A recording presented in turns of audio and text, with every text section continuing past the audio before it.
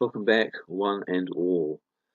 Last week we rolled up our sleeves on Revelation 11 and got to the heart of most of it, right down to where the two witnesses have finished their various activities and their witness. They've stood up back on their feet and risen to heaven at the end of everything. We left out the last few verses, but hopefully it's enough to say that the verse about a voice from heaven and their standing up corresponds to the trumpet of God, and the dead in Christ shall rise. And the earthquake that causes various cities of the nations to fall is the onset of final judgment, when those who remain are given over for destruction. What wasn't expounded was how the city in which the two witnesses prophesied, where the word prophesy at this stage means they were warning of impending judgment, is the spiritual Babylon, that great city, which is also characterized, in fact, as Sodom and Egypt. Now, Egypt is the source of the world's false religions, and Sodom is the example of a society lost in hedonism, sexual excess, and sexual perversion, a lawless society that does what it wants, but also a very selfish society. But can we say the modern world system is really as perverse as the legendary Sodom and Gomorrah? In tonight's session, we listen to the testimony of Catherine Pollard Griggs, who is the wife in hiding of an ex-Marine who is connected to the Clinton and Obama government's hit squads. Now, by hit squads, I mean political assassinations. And these squads eliminated undesirables and nuisance elements within their own society. This included those persons that threatened to release information that was going to lead to their indictments in the law, anyone that researched into their affairs, financial or otherwise. Now, Catherine Pollard Griggs tells what she knows and what she's been told by her husband. And she does so in 4 two-hour sessions. And we're not going to listen to all of it, although it is quite a good listen for anyone that wants to take the time. We're going to listen to the first and perhaps also the last of her 4. The message is all the more relevant in light of events of the past year or so. It confirms the words of Jesus about the last days being those of Sodom and Gomorrah. Pollard tells of how high-ranking members of American society, this is also true in fact of European society, and British as well, right up to the presidents, have been implicated not only in sexual deviation, homosexuality and satanic ritual involving the same, but in child trafficking, child pornography, child rape, and the murder of children. As we know, there have been various charges and convictions given in courts in Brussels against, for instance, even the Pope and the Queen and her family for involvement in these things, and apparently European royals are also involved in these things. The Archbishop of Canterbury was also indicted. It's just that nobody is able to arrest these people. When attempts are made, the arresting agents generally get beaten up or even arrested themselves. So these are people who are above the law, consider themselves untouchable. They are lawless, like the man of sin, like the great Antichrist. And so these things continue, but they are being revealed step by step lately. Things are coming out. And this is part of what Trump is trying to do in the world, is to purge out these great sex traffickers. In fact, it's a kind of satanic cult that runs the world at the moment. Now, worst of all, these same people, after they've raped and then killed these children in their rights, and then even cut them up and sell their organs to the highest bidder. So there's a black market supplying foreign hospitals with the organs of these children, because there's a a great need. It's very difficult to find these organs, and often the wait for replacement organs for those who have organ problems is very long. It can be so long that the person dies during their wait. And so this is an obvious, easy source for the hospitals who don't ask questions about where the organs might have come from. And there are also internet pharmaceuticals that are involved in this as well. Here's a picture from the gay Mardi Gras in, I think, Sydney. Now, we've concentrated on the comment by Jesus that the days of his coming would be the same as the days of Noah, and we've looked into this. But he also said that they would be the same as the days of Sodom, and gives the example of Lot escaping his city in the same day that fire fell from heaven to destroy it. As for the excesses that mark Sodom, they are with us now, but they have crept up on us and taken us by stealth. Gay rights began when I was a child in the 1960s. I'm sure they probably were there earlier, but from my own memory, I can remember the first sort of hushed talks about it when I was just a small child. And the first step was a friendly plea for tolerance. Now, within a decade or so, some celebrities were bravely coming out of the closet, but they were often shamed for doing so. Well, another decade passed, and it became trendy, in fact, and open-minded to say that it was okay to be homosexual, which was now known as being gay. They stole that word from our vocabulary. By the 1990s, talk of decriminalising homosexuality had begun, because until then it was against the law to participate in any such activity. And in the first decade of the 2000s, the Gay Pride Parade started up, and gay magazines and TV channels started popping up as well. A decade later, we have begun experiencing gay militancy. And gay militancy is where they take seizing upon their rights under the law. When I say rights, the fact that they're no longer decriminalised, they're trying to stamp into the public psyche that they are as good as anybody else, that their sexuality is not a deviation, but just another choice, just like being heterosexual is just a choice. And so they've done a spin, as it were, on the law and on, should we say, nature even. But they've done it in such a way too that their sexual excess and the things that are very unclean about their activity appear to be just normal. So a decade later, we began experiencing that gay militancy where anti-discrimination laws, which were really rooted in the UN, made it illegal, in fact, to discredit or mock anyone for being homosexual. School curricula then began promoting homosexuality as a viable life choice and a relationship alternative.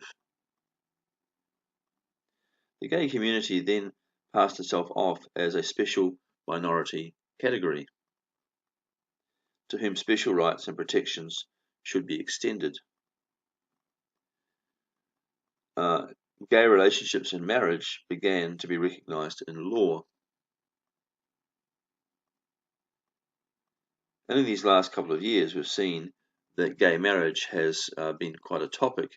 It's being recognised now in many countries as actually being equal to heterosexual marriage, although the countries are doing sort of flip-flops on it because people are rushing to get married when the law says they can, and then a few years later the next government then changes the law again, and suddenly these people find that their marriage has suddenly become null and void. But anyway, they're certainly trying to be recognised and considered to be normal. They're seeking the law. They're seeking to get protection under the law for the way they live. In the old days, it was they would have to hide everything away because it was against the law. And now there's a whole spectrum of divergent sexual preferences that have come up for consideration, which includes the whole transgender spectrum. And you find out that there's a whole range of sexual expression, from hardcore homosexual to transsexual, which is just a special form of bisexual, I suppose. So we refer to this as the LTBG, the lesbian, transsexual, bisexual, and gay. I think there's a few more letters being added to it now. Agenda. Some people like to call it the rainbow agenda, all the colours of the rainbow. Now, in the last couple of years, leaders of the gay rights movement have spoken out to say that they believe it is now reasonable and even right to speak to children with a view to recruiting them into a gay lifestyle. This is where homosexual law reform is now dovetailing into the problem in the world with paedophilia. And this recruiting of children into a gay lifestyle, because they're doing so because they can say under the law that it's just another alternative. It holds an equal status under the law with a heterosexual lifestyle. And this is where the law has made a fool of itself. They state their belief that marriage will in any case soon be obsolete, and neither gay marriage nor homosexual marriage will mean anything. Marriage will no longer be a sort of a sanctuary in which heterosexual relationships can be enshrined and expressed. But with marriage gone, any kind of sexual expression will be just a personal choice, and it will be unregulated. And this is why there are laws today to attempt to unregulate things. So this is where we stand right now, as I'm speaking in 2017, 2018, a full half century after gay rights began to be discussed. Now, Jesus, as usual, was correct. These really are becoming the days of Sodom all over again, as he warned. Jude 7 warns us about these morally deformed people, expanding on Romans 1. Now, Romans 1 explains to us that Sodom's men and women were bisexual and felt that overt sexuality was something that should be enjoyed and experienced freely by all. Well, today, as you may be aware, there are pushes in both Europe and the US to take away criminal repercussions for paedophilia and bestiality. And you can see where this is all going. I'll say almost nothing more about this subject, as today's video will do that for me. In finishing my comments, I would perhaps encourage you to come up to speed on this subject for yourselves. There are various people on the internet who will supply you with tons and tons of information. David Zublik is a really good one, and he does offer a package of, I think for $100 or so, you can get 14 massive reports about all the kind of things that are going on around the world with world leaders and other people as far as these secret sex rings and all their activities are going on. And that's probably quite worthwhile, because you'll spend a lot of time probably otherwise trying to hunt it out for yourself. And I don't know who else is really good on this, but certainly Trump knows about it, and he's concentrating a lot of his effort around the world on arresting these people who are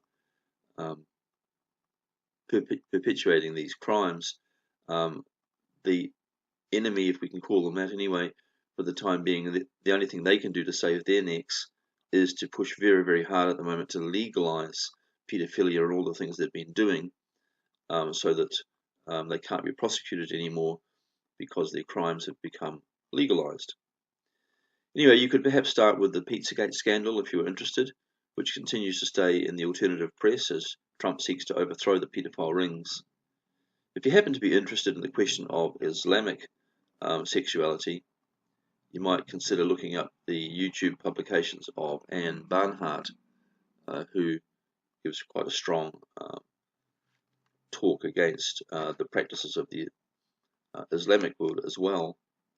Now, apart from that, I would only state to you that you should be aware that it's almost impossible in the American political climate of today to rise to the top of the power ladder without first having sullied oneself in some of these squalid sexual practices. It's almost the mark of initiation today, and anyone that's not perverse is generally pushed out of those circles, so that only the perverse now rise to the top.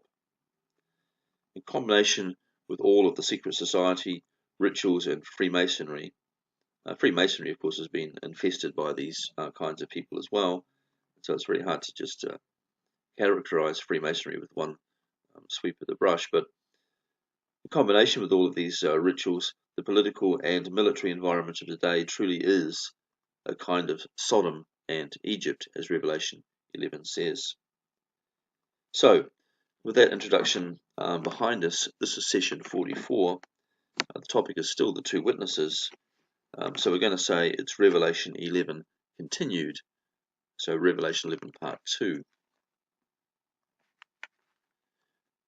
Now, although we have by now seen how Mystery Babylon is very much a continuing version of the ancient Egyptian religions and principles, it has perhaps been less clear how it is also a modern version of Sodom.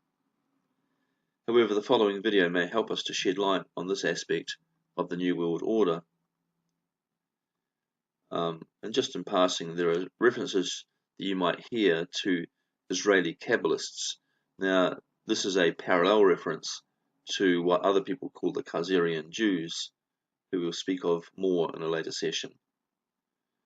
So, the video we have here tonight is called Illuminati Wife Tells All, and this is actually the same title you can find it under if you go onto the YouTube world and look for this video.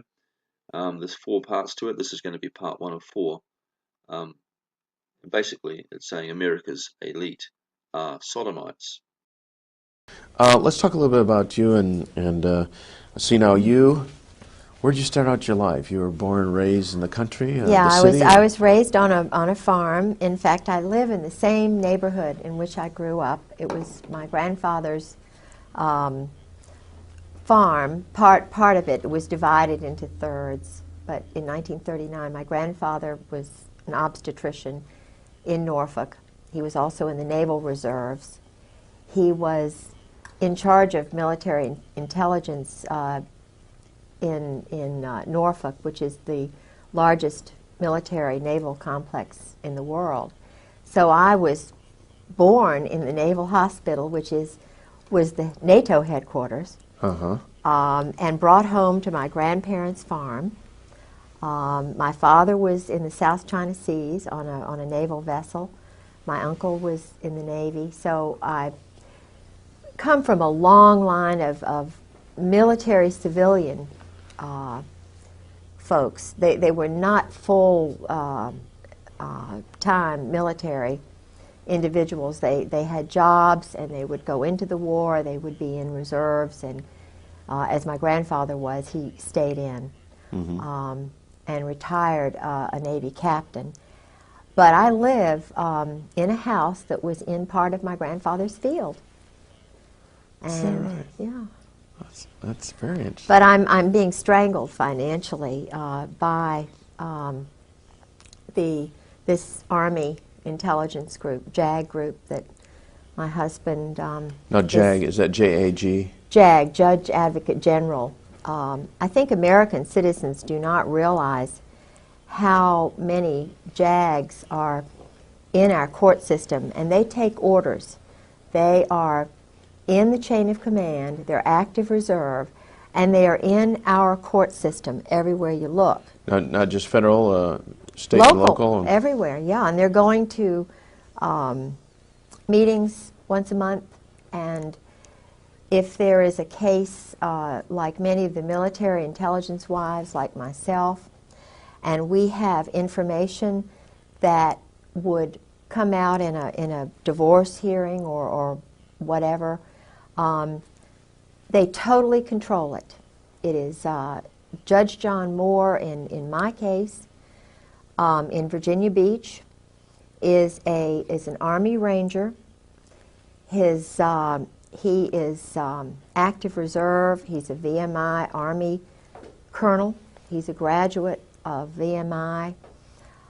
In Virginia Beach, in the courts, there are at least 6 judges, and I'm including commissioners in that, because in Virginia we have a system where the commissioners do a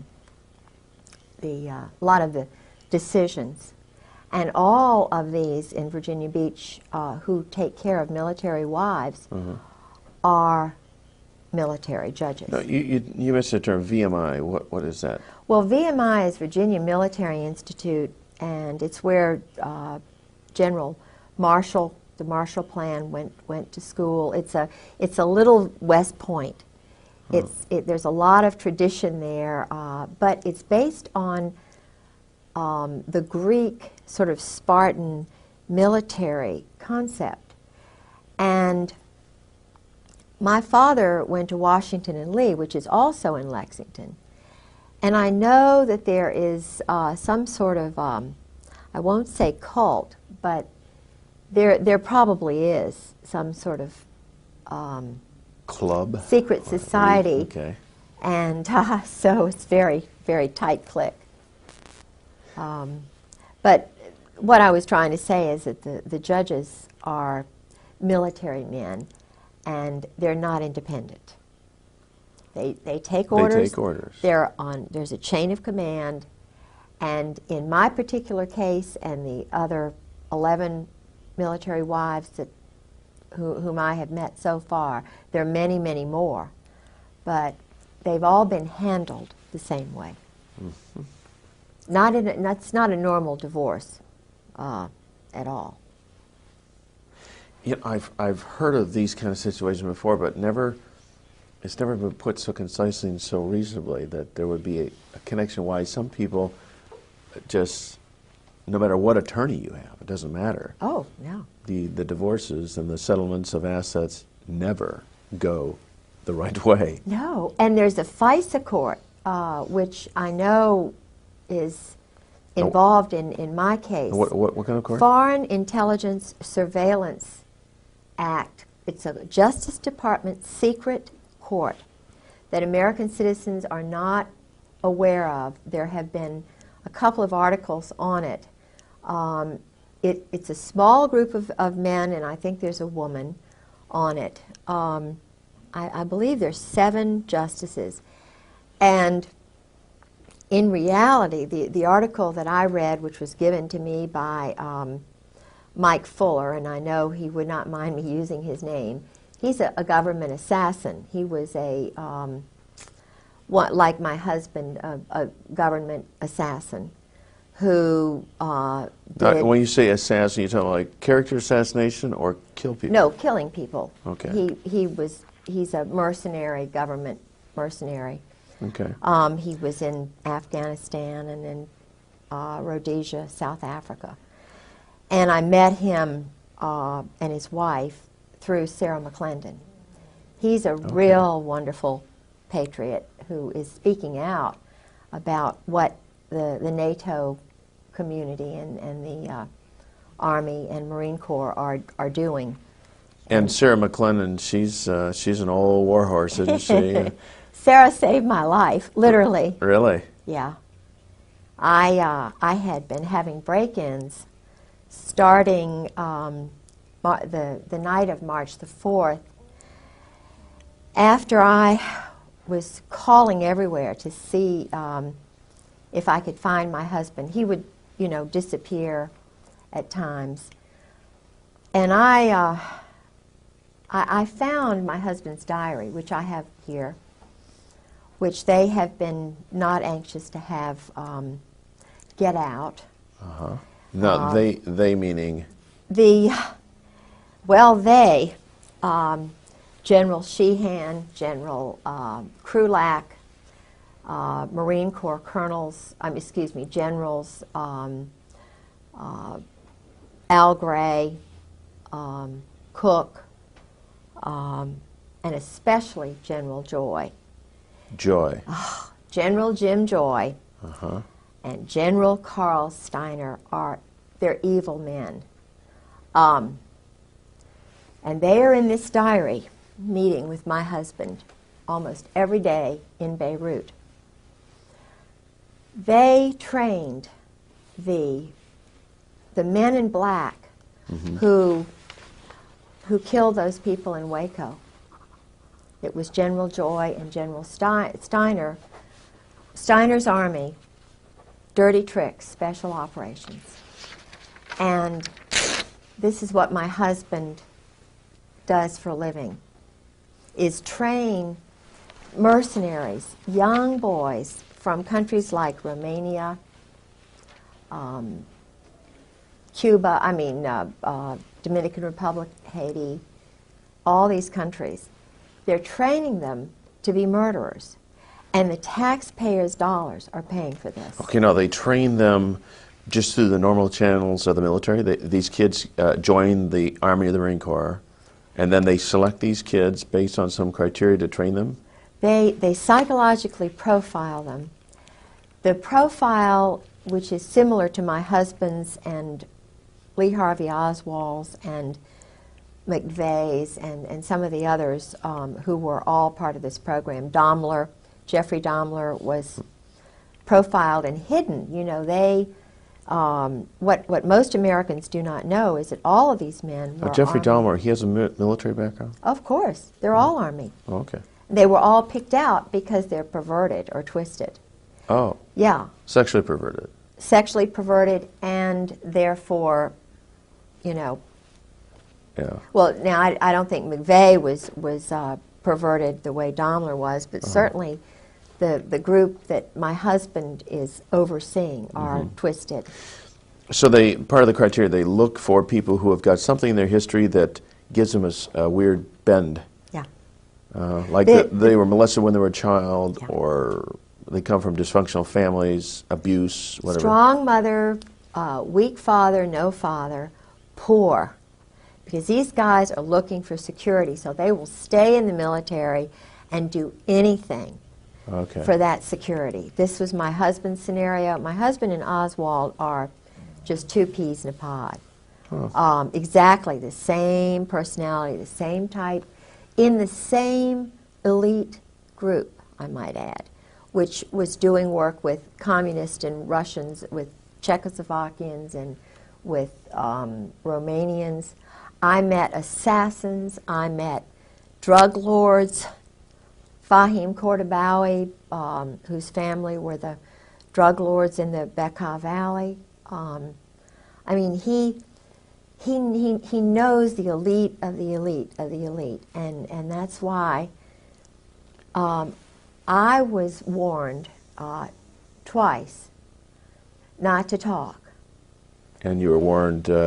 I was told that I would be killed. I was told that Your husband warned you about this, or? Oh, my husband warned me early on in it, but he knew that he loved me in the beginning. I'm sure he really did. But he's a robot, my husband, except when he's drinking. And I think that's why he drank, because the first 3 years of marriage, he was telling me everything. And I come from a very strong Protestant Southern culture, which, you know, when you're talking about shooting people like ducks, the only thing I can relate it to is my brothers going duck hunting, and that's what George would tell me it was like. Killing is just, you know, it's nothing. There's no emotion involved. You just get rid of somebody. And he said he was an existentialist and that these murders were necessary, and, you know, very matter of fact. And I'd sort of go, yep, and we'd be eating dinner, and I was trying to get him to know Christ, you know, to sort of understand a little bit about my background and America's background. But his group they are not Christians. They're what he calls existentialist, and they study German Clausewitz and Nietzsche, Sartre, Camus, Montesquieu. And his thesis at Princeton, which was written for him by a very good friend of his named Todeve, who was a French count, and his thesis was on this. And it was, supposedly, it was in French, but my French is better than his. So he could not have written that by himself. I know that. I know it was written for him. But in the intelligence world and in the communist world, in the world that my husband was in, one had to know French because all of the terrorist trainers and the guys who were funding all the guerrillas and everything were in Paris and New Orleans. They would go back and forth. Still, the 4th Marines is out of New Orleans. And that's been going on a long time, ever since Disraeli, even before, I think. But they had hit squads and, you know, undercover groups in New Orleans. And George would go to New Orleans, all the Marines. I mean, this is where they train, do terrorist training, Lake Pontchartrain and places like that. Okay, and then this would be during the 1980s? Yeah, 1980s. Okay. From I think New Orleans has been a school for a place where debauchery and murder and cults and flourished. yeah. Well, there's a New Orleans connection with the JF Kennedy assassination. Well, you see, Oswald, my husband and Oswald were in the same club. General Jim Joy is in that club. General Louis Buell, who is my husband's benefactor, or whatever you want to call it, is in that club. There is in fact, I've got the name of, there are Russians in that club. Yeah, feel free to grab any reference materials. Yeah, You've got our what I want to tell you about General Al Gray, my husband was the chief of staff for General Al Gray, who was the commandant of the Marine Corps. And I probably shouldn't say this on the tape, and you all can get rid of it, but he's a homosexual. Gray.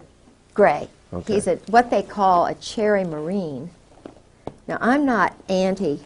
I'm trying to find my. I hope I've got it. Yeah, here it is. This Vietnam term, cherry Marine, Cherry is that Marine. that's a common phrase in the military. See, the thing is, they're guys and they're girls, and I just came from such a real prudish culture. Yeah. You know. That's fine. You came from a normal culture. And I'm not judging them, but the Vietnam War, I know a lot about that, about the MACSOG program and the Phoenix program, because George was involved with a very important part of that. Not important, really, but he and Al Gray and Louis Buell and Michael O'Boyle and Ollie Whipple were. Do you remember the Manguez and the Pueblo? Was it the the seizure of that little ship? Yes. Yeah. This was. It's run by the mob. Then it was a mob military partnership, joint. It was a joint operation in Korea and in Vietnam. The highest levels of the Marine Corps and the Army in those special operations levels, the individuals are actually in the mob. New Jersey. You're talking about the mafia type mob? I'm talking about the Brooklyn, New Jersey mob. My husband, Al Gray, Sheehan, they're all Brooklyn. Cap Weinberger. Heinz Kissinger, there's the Boston mob, which was shipping weapons back and forth to Northern Ireland. And I don't want to get too deeply involved in that, but it goes, Israel, some of the Zionists who came over from Germany, according to my husband, were, he works with those people. They do a lot of money laundering in the banks, cash transactions for the drugs that they're bringing over through Latin America, the Southern Mafia, the Dixie Mafia, which is now my husband's involved with in Miami. The military are all involved once they retire. They're, they go into this drug and secondary weapons sales. And before I forget, I want to find the name of this Russian who worked with Al Gray, who was my husband's boss, and trying to see where I wrote it. I may have to look and find that another. It's no trouble at all. How are we doing over there, guys? Sound good? How much time is rolled on the clock? On your clock? You can speak. So 20 minutes. 20? Okay, good. I can't find it right now. I'll find it. Right.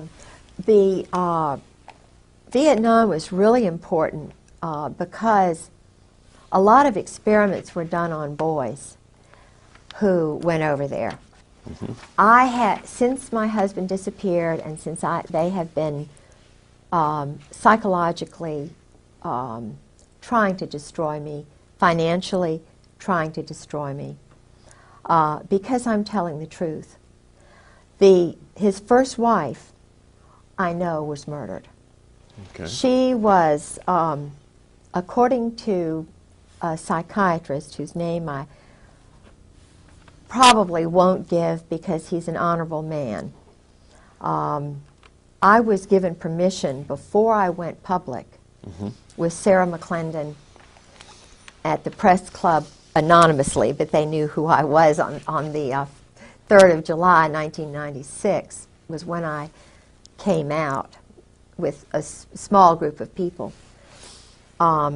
But before that time, they were trying to handle me, to try and get me to be quiet. They tried threatening me and so forth. And I'm trying to remember where I was, what I was going to, the point I was going to make. I can't remember now what I was going to. It was something important. Oh, yeah, General Jim Joy. Yeah. I called General Jim Joy on the phone. I was trying to find where my husband was because I didn't know whether I'd have any money to, food to eat or what. He just walked away, and I knew that the Marine Corps knew where he was. But I was being handled psychologically. On the 4th of March, my home was broken into. They had elaborate plans to handle me. The 4th of March, 96? 1996. 96. And keep in mind, he had disappeared on the 28th of December. Of 96. Of 96, 95. Okay, So put yourself in my shoes. I have no idea where he is. He's done this before. And each time I was totally traumatized. So I get... What happened during this break-in? Well, they were looking for the diary, which I have here. Okay. I don't have the original copy, but this is the diary. Okay, can you lift it up so Yeah, we can... sure. Yeah, just... This is it. It's his Beirut diary. Kind of hold those. So Yeah. This is it. Okay. And it's in his handwriting. The Beirut diary tells how the intelligence community, the Army and Marine Corps assassins, snipers, are how they operate in a city during a crisis. My husband was the liaison between the White House and President Jamal. So my husband is a friend of Scrokoff, McFarland's a Marine. All of these men are personal friends of George's. Colby, I spoke with personally on the phone. 2 weeks later, he was murdered. He went to Princeton. My husband knew him. He knew my husband. He told me Colby told me that. Now, this is General Colby? No, this is William Colby, who was head of the CIA. Oh, okay, yes. Who was murdered in a so-called boating accident. I know exactly how that happened because, you see, the SEAL teams 6, 4, 6, and 8 are on the East Coast, and then the odd numbers are on the West Coast. And some of the people who are affiliated with the SEALs,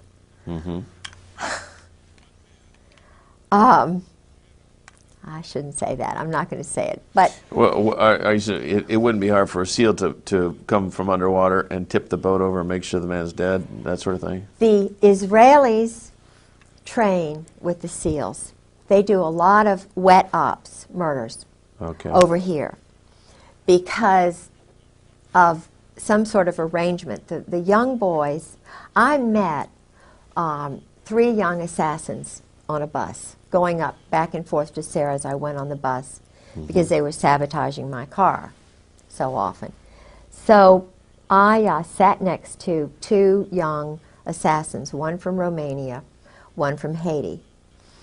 And I let them know that I understand, you know, how it is. And this little boy cried. I won't mention which one it was because it may get back to him. But he told me it was the same scenario. His mother, he lives on $850 a month. Now, these are mercenaries working. The taxpayers are paying mercenaries.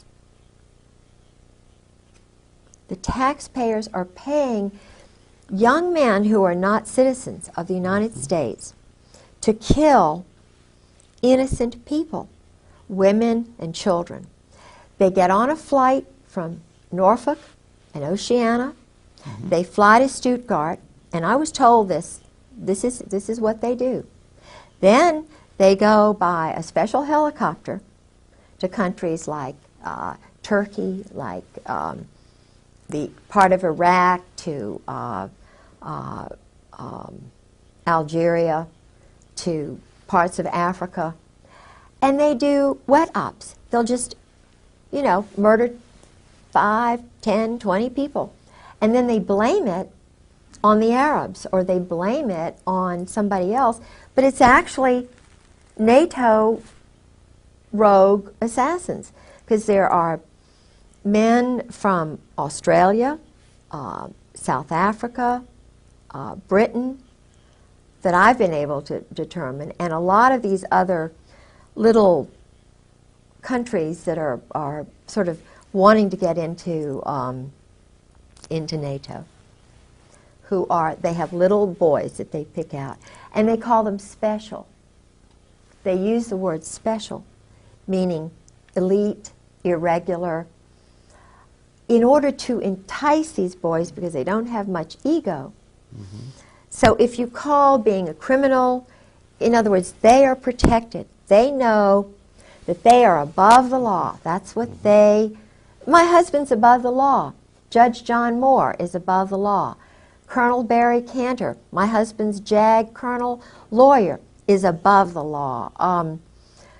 Grover Wright, Marine Corps. A lot of these guys who were judges had their wives gotten rid of. Judge John Moore had his first wife thrown into a mental institution before he became a judge. He battered her. And I spoke with a man who has a Purple Heart, 2 people who knew Hannah very well. And Hannah Moore was deeply in love with her husband. He got back from Vietnam. He was an Army Ranger. He battered her. He physically and psychologically abused her. And she started screaming, you know, doing because I was battered and bruised. A lot of wives are by these Vietnam vets. But if they're a colonel or if they're a rising star, the wife has got to be crazy because they've got too much invested in these men. And it's a very small cult. I mean, I have heard the things that they do when they're colonels. It's some of the same things that they do in Cap and Gown, which is the Princeton version of Skull and Bones. My husband went to Princeton after he went to the Hun School for 4 years. Okay, now we should probably clarify a little bit about, you mentioned Skull and Bones, and many of the people wouldn't be familiar with that, and the Cap and Gown. So what are these clubs that these young inductees are pulled into, secret societies? Secret societies. And again, is this to make them feel super special? Yes. And also put a control on them, Yes. so that you never tell these secrets? Yes. Oh. That's it. You have got it. You know, I've heard a lot of child molesters. I mean, people who are not connected with the military, just plain old child molesters, will molest a child and then tell them, now if you ever tell, you know, they'll take a cat and strangle it and kill it or something. This is what I'm going to do to your mother. This is what I'll do to you. Yes. Bad things will happen if you ever tell. That's right. And children grow up believing that I must never ever tell. And they don't, generally. That's right. Unless someone comes along to help them see the light and come out of it. Yes. And you see, my husband is frightened to death. I believe that his brother was murdered to keep him in, because he had gone through 4 years of this mind control. And the man who did it, you can see this on the video, his name was Charles Caddock, and another man named Alexander Robinson. Okay, Charles Caddock. Caddock. And the other one? Alexander Robinson. Alexander Robinson was a Marine, very well-connected Presbyterian family, whose family member was the influential one who brought over the Saudis. The original Saudi head of Saudi Arabia was George told me all this about Mohammed Faisal, Khalid Faisal, and Saud Faisal, and there were something like 32 brothers of the then in the mid-50s, the ordained, you know, whoever was head of Saudi Arabia. It was actually the United States who chose that person, because the United States, through Charles Caddock and that group, murdered the good one, the one whom everybody liked, who was well educated, and who was normal. In, I believe it was 1952, 1953, 1954, in Paris, the universal Saudi, the well-educated Saudi, was poisoned. And what would his name Charles be? Caddock.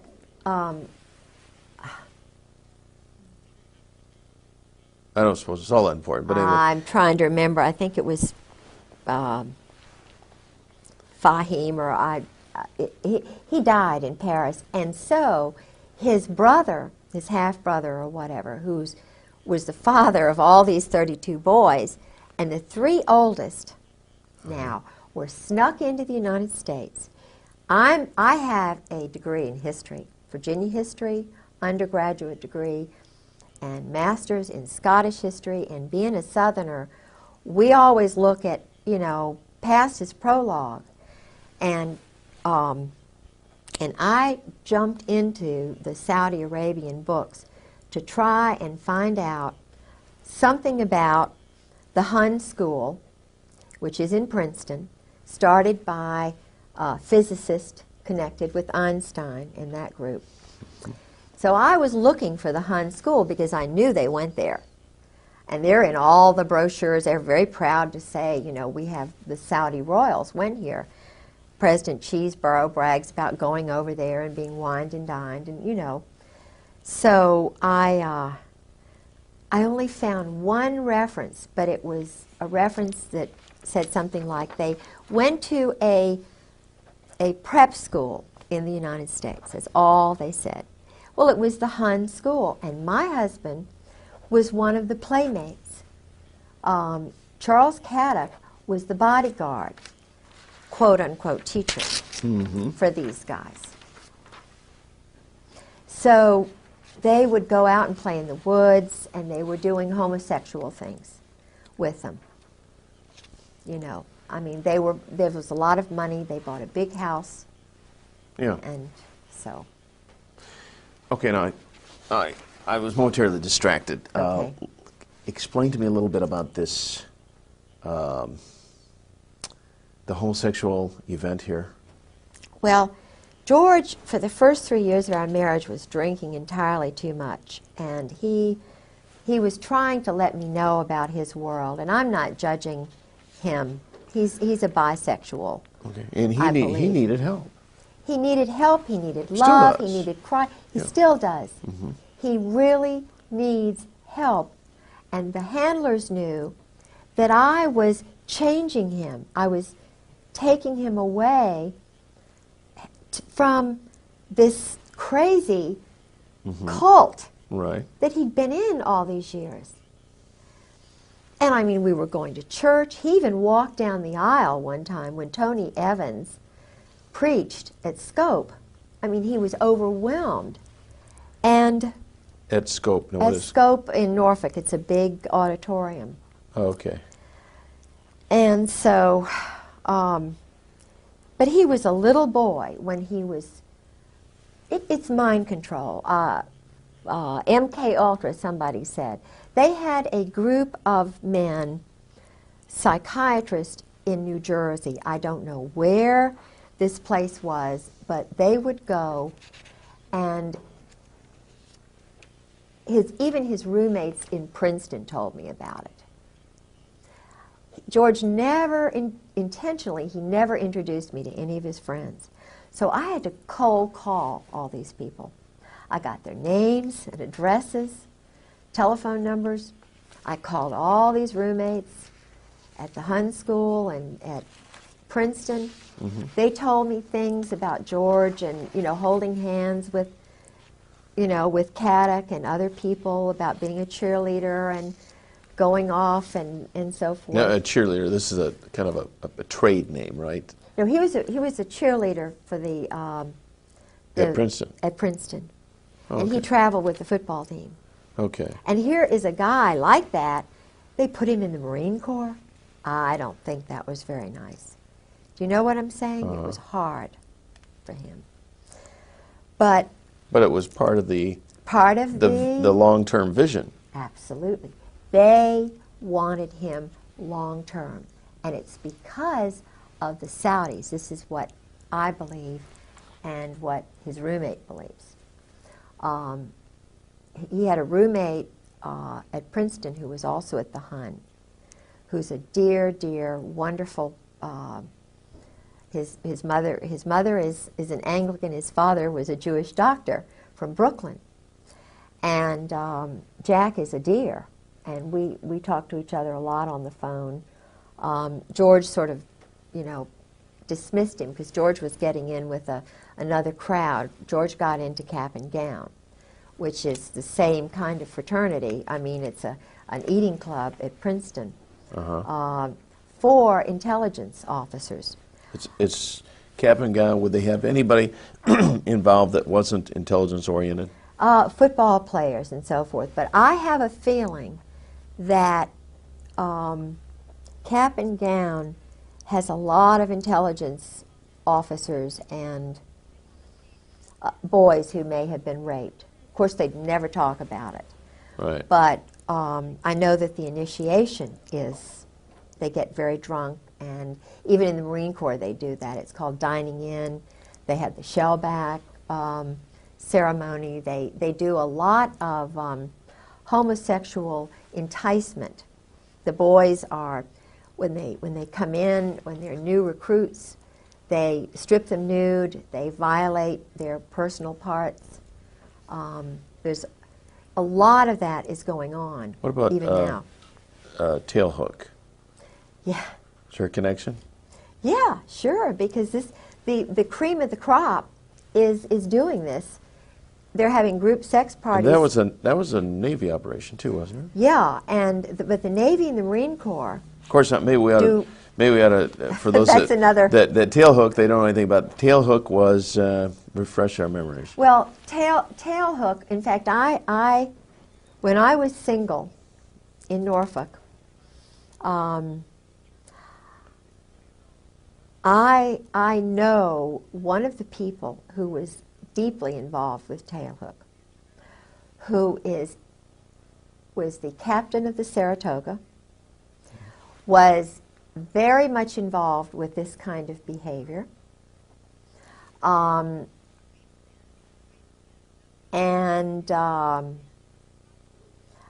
know a lot about the.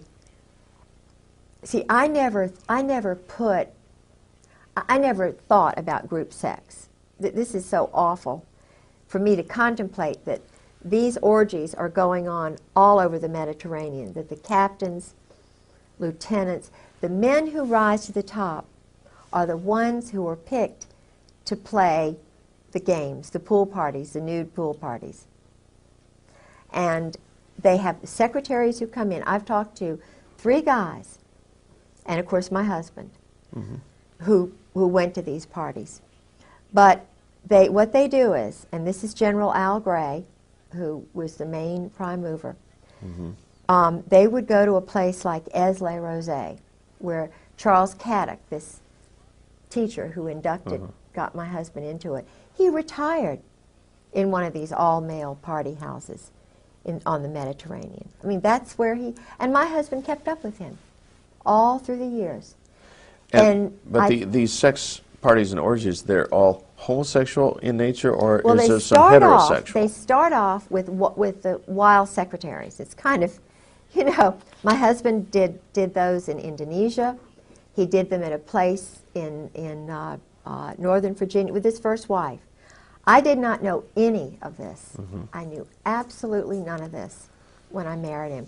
He told me he was loyal to his wife. He wanted me to think he was just apple pie, because I'm just a one-man woman. Right. When I took that oath to marry him, love, honor, and obey, that's me. But he, when he was married to his first wife, was just an addict. He was a sexual addict, an alcoholic addict. He loves, terror, and his whole little soul was just being sucked away from him desperately. And he needs Christ. He needed me day in and day out. He did not need to be. What he's doing now is running more of these operations. As you describe this, I can't help but think of Bill Clinton.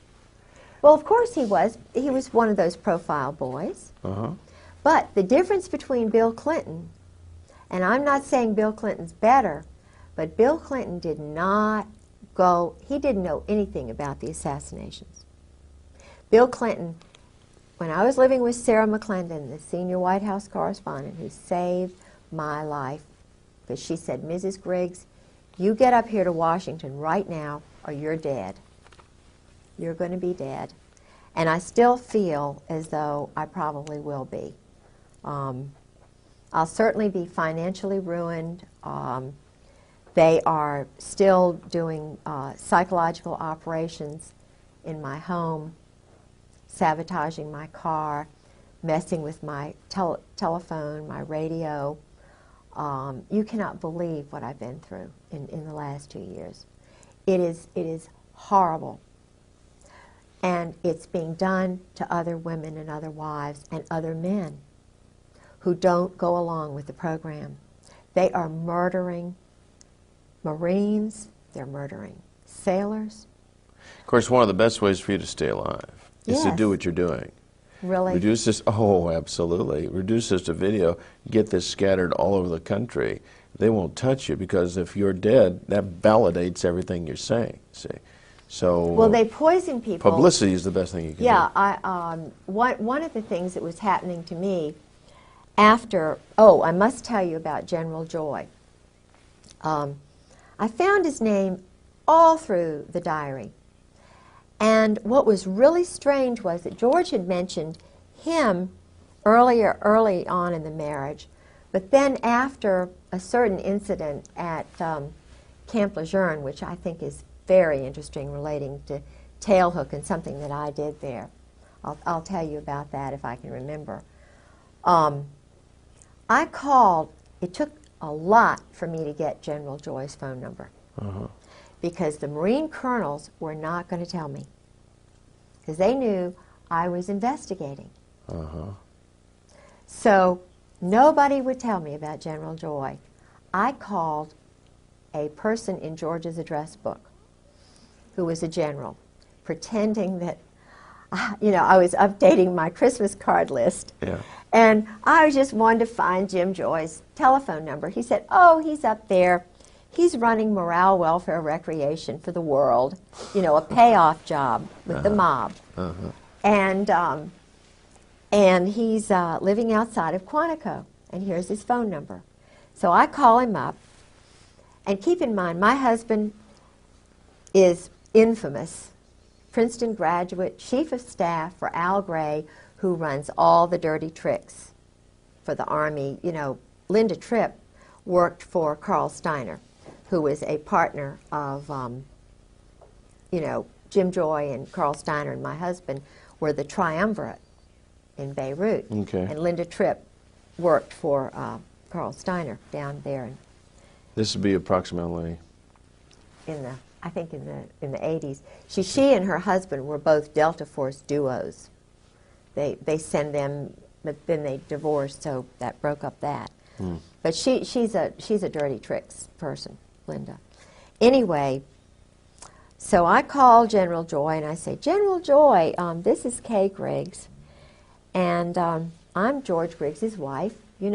Chief of staff under Al Gray, head of half the world, dirty tricks, special operations, wet ops. And he goes, no, I don't believe I know your husband. Exactly his words. And I'm taping it, by the way, because they took my tape. They started coming in and putting sticky stuff and running my, just mind jagging me. putting sticky stuff. On the tapes, and they would put the tapes on different, they would go to a lot of trouble. They would take things that I said on one tape and put it on another, and they were having fun with me psychologically. But I taped this conversation with General Joy, and I said, well, that's really strange, General Joy, that you don't know my husband, because I'm sitting here on my bed, and I'm looking at my husband's diary that he kept the whole time he was in Beirut. And you're in there almost on every page, you're in there a lot. And you're going over to Cyprus and Rome, and you're, getting money for weapons, and, and then they're going to Tel Aviv, and they're doing this and that. And I said, you mean you don't know my husband, George Griggs? And you're a Marine, and he's a colonel? He went, oh, that George Griggs. Because he knew I had the diary. I see. Then he said, oh, Miss Griggs, let me call you back. Let me call you back. So he had to confer with General Sheehan, General Joy, General Gaiman, General Hartzog, and his little cabal, particularly General Gray and General Krulak. So he called me back, and he was just like a little puppy dog. He said, oh, Miss Griggs, I'm going to be in Norfolk on the, the night of the 5th, 6th, and 7th. I'll be at a morale, welfare, recreation meeting at the Marriott Hotel, and I would like to meet with you when I get there. I'll be getting in around 5 o'clock, and I could we could go to dinner, or you could come and have breakfast the next morning. We could eat, blah, blah, blah. Or 11 o'clock, now I have to speak at this luncheon engagement. You're welcome to come to that. Or we can meet at, he went through every hour of the whole time. He could not have been more insistent about meeting me if he'd been my father, my birthday or something.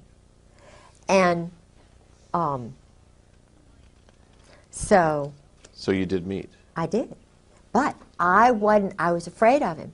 because I knew he was an assassin. Joy. General Jim Joy, the one who got Noriega out of Panama. He and Sheehan, the one who was behind the whole operation in Panama. This is a powerful guy. He and Carl Steiner. Mutt and Jeff. Waco, they trained all the guys in Waco who went and did what they did to David Koresh. They're the ones behind all the black helicopters and Sheehan. They're the ones, you know, doing all the stuff down there at Kathy McDaniel's down at, you know, in Fort Polk, Fort Hood. Something new on me. Kathy McDonald, Daniel? Kathy McDaniel's had a little talk show. She's a wife of the daughter of the mayor down there at Fort Polk. Okay. The little town outside of Fort Polk. And there were a lot of unusual things happening. And because she was talking about it, excuse me, they took her radio show off the air. And they tried to, it's a long story, but anyway, so General Joy, I got in contact with the NCIS. That's Fort Polk in Louisiana. Yeah. But I met with the NCIS guy and a Marine that I just met cold call because I was kind of worried about what would happen to me, you know, meeting him. So may I go to the ladies' room? Certainly, matter of fact, Steve suggested I've that we had to break. sort of go to the late. That's why I've been sort of antsy. Steve suggests we break at 5 after, and I think it's a good idea. Let's break and we'll pick up right where we're. Right.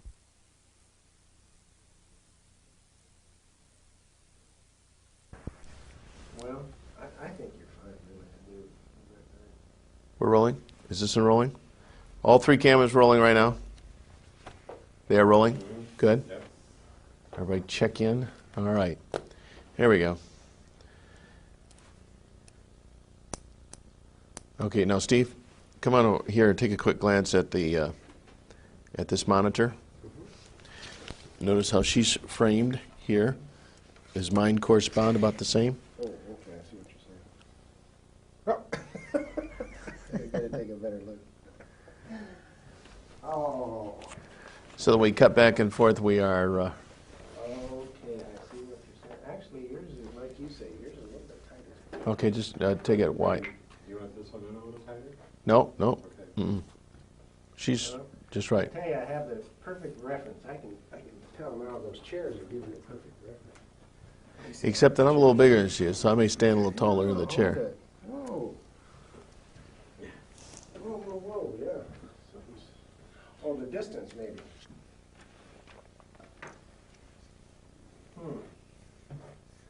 Let's just, I'm just going to hold what she says. Okay, yeah, we don't have to split hairs over it. Okay, we're rolling. 10, 9, 8, 7, 6, 5, 4, 3, 2, 1. Ignition. We have liftoff. We're rolling. This is part number 2 of this interview. All right.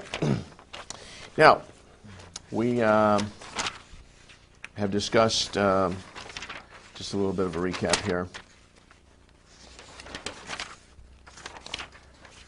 All right, a little bit about your background, about the psychological profile that these guys look for.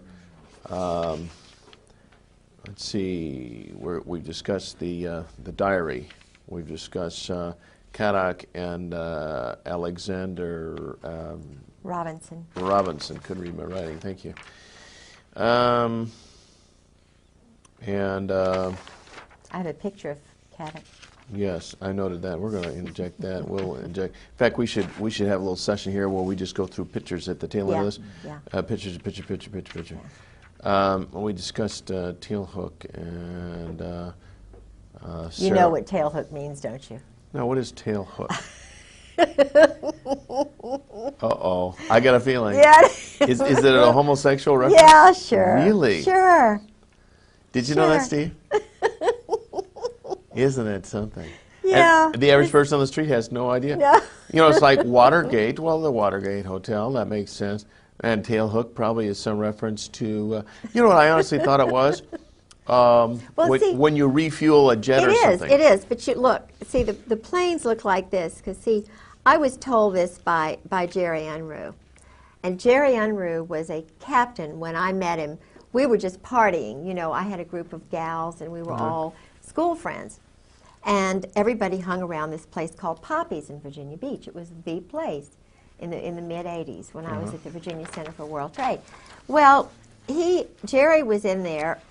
He's an intelligence operative with Scrowcroft, Crow, you know, this whole McFarlane, Ed Wilson, who's a really good friend of my husband's, who's a really bad guy.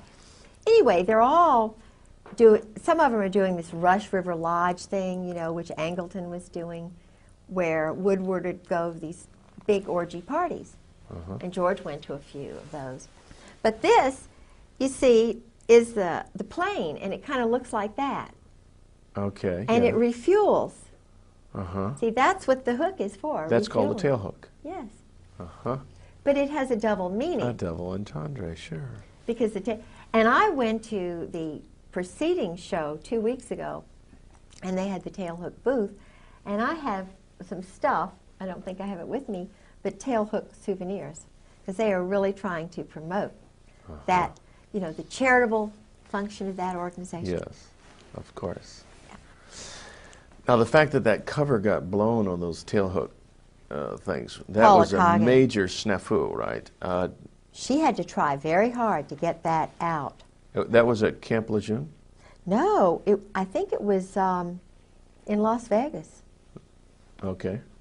But, oh, my thing went on in Camp Lejeune before tailhook, and this is why I got flagged. Oh. Because I stopped all the go-go dancers in the officers' clubs, and they got very mad with me. Ooh.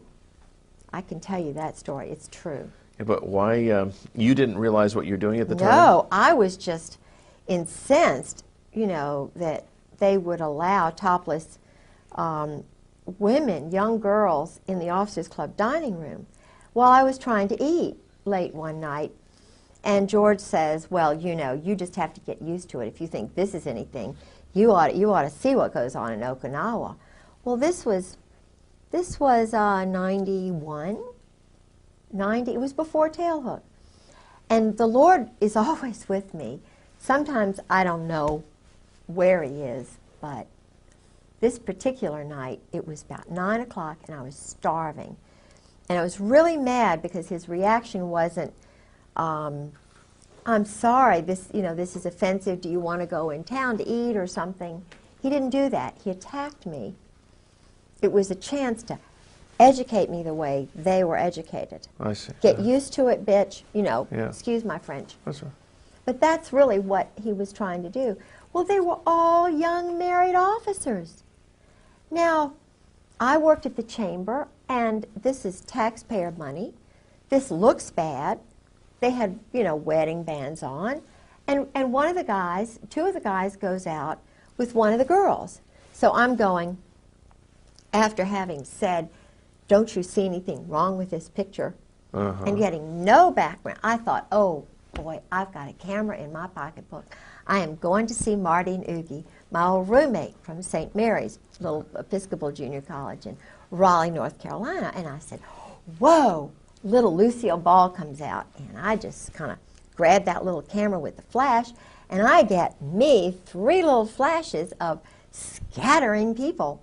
So Just light. because the camera's going off? Yes. So that said to me, it proved to him, God, truth is light, light is truth.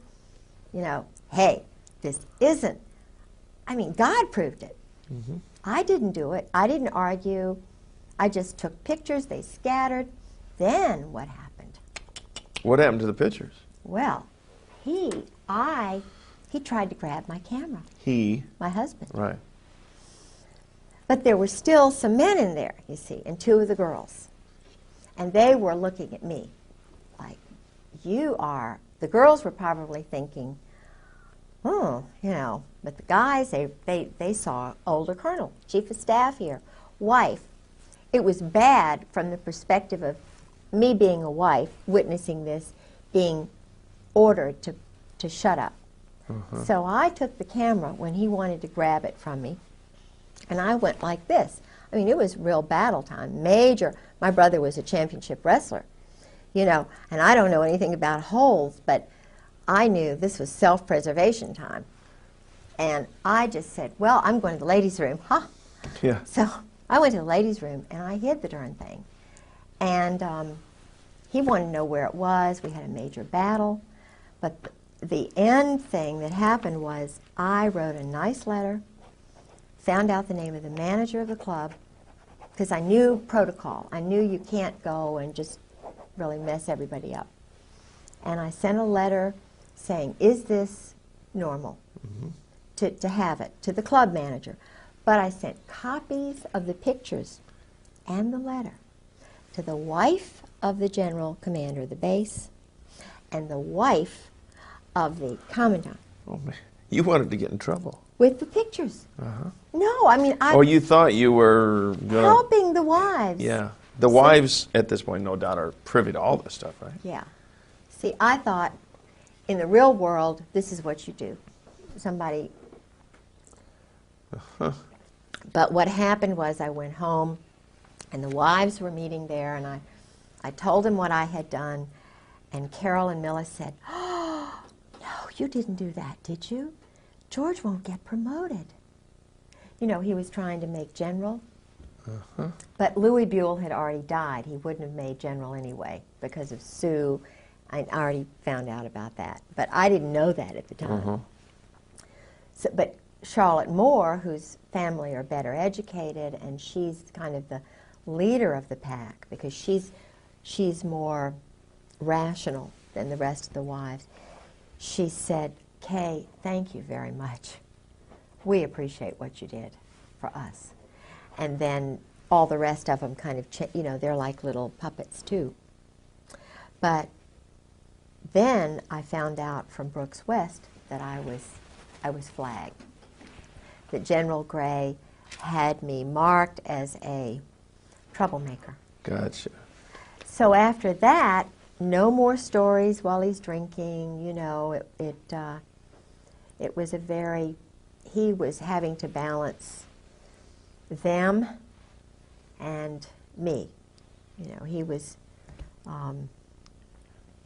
I think he was challenged by me because he, you know, he knew that I was a free spirit. He didn't understand Christ. He didn't understand what my boundaries are, but he, because he was a little bit intimidated by my sense of freedom and my, you know, openness, which comes from a complete understanding of where Christ is in my life, you know, and I follow in his footsteps, but I'm a free spirit because I'm created independently, as we all are, and he never had, my husband never had that ability to be free from the time he was a teenager. Because early on he was made captive to these other matters, the homosexual encounters and the shame that brings and the control.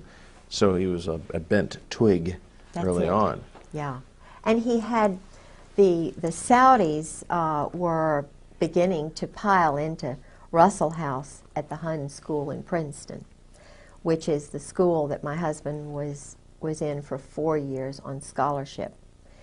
He never saw his parents in 8 years. Now think about this. His parents were shipped to California, I believe strategically so that they could control his mind. Okay. He was too poor to fly out there. I think he did go one time when he was ROTC on a flight that took him forever and a day to get out there. But he had an uncle later on who bought a house in Princeton when he was in college. So he had a little bit of nurturing.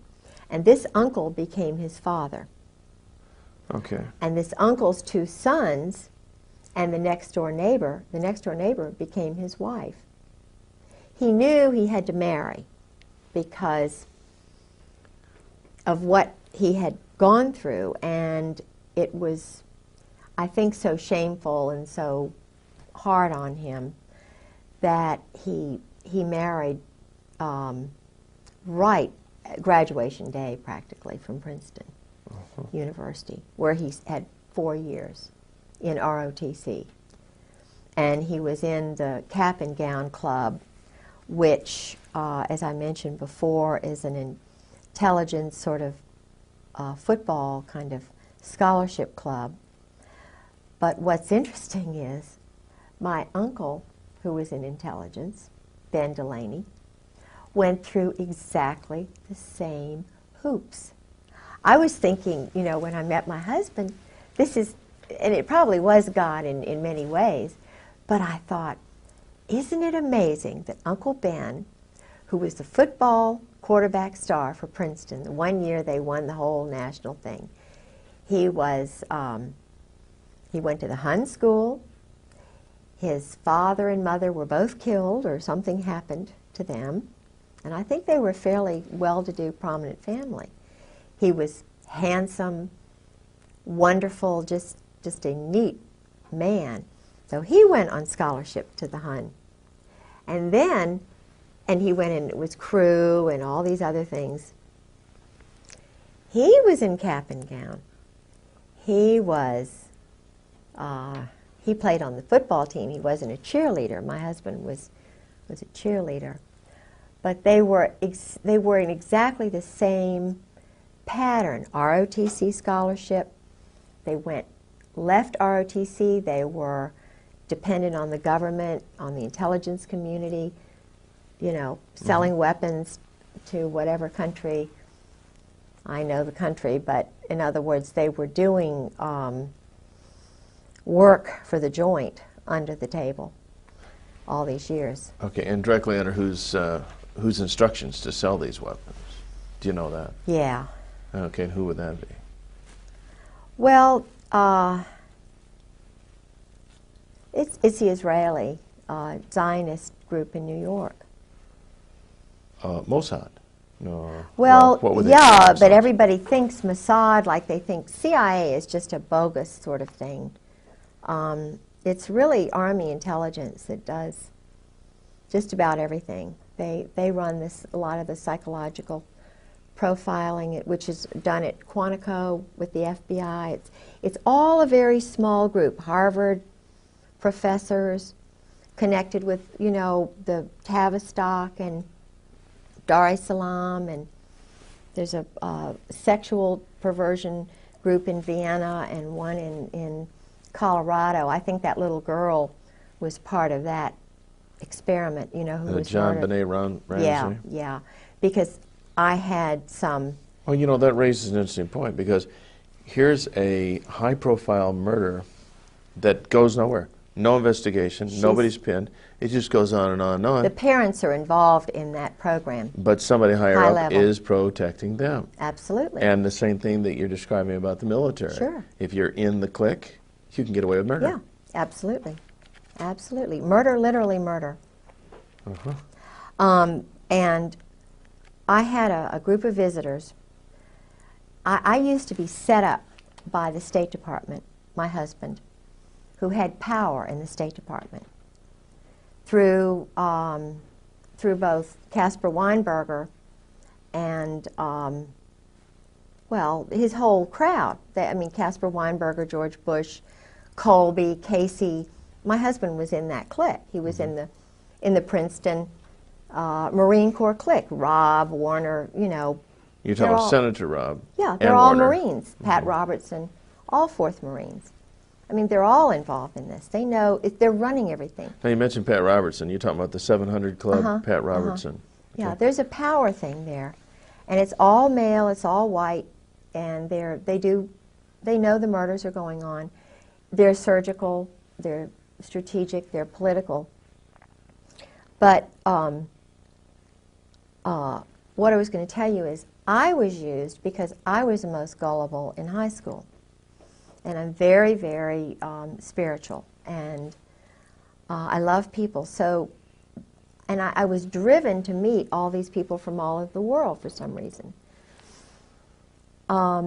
So they would feed me people because they knew I would react. It's kind of like Monica and Bill. I think they put Monica in there to have something on Bill. That's my own feeling. Sarah McClendon feels the same way. Because... And Linda Tripp was there to guide the situation. Absolutely. Of course. Linda Tripp was Delta Force. Linda Tripp was trained by Carl Steiner, who's in the diary with my husband. Carl Steiner is called a snake, and he tried to trip up Schwarzkopf. I mean, he was trying to take the whole Iraqi thing over because they had been baiting, you know, using the Israeli rogues in Turkey. They were having little zigzag wars. It's all to sell weapons. It's all about weapon sales. It's all about drugs. It's all about funny money. Making money. Of course. And the head, Krulak, who is the Commandant of the Marine Corps, his father, Victor Krulak, worked with this Russian, Czechoslovakian double agent who was worked with Al Gray, who was enlisted at that time, rose right up to the top because they were involved with Butcher and this whole crowd that was trying to pick fights.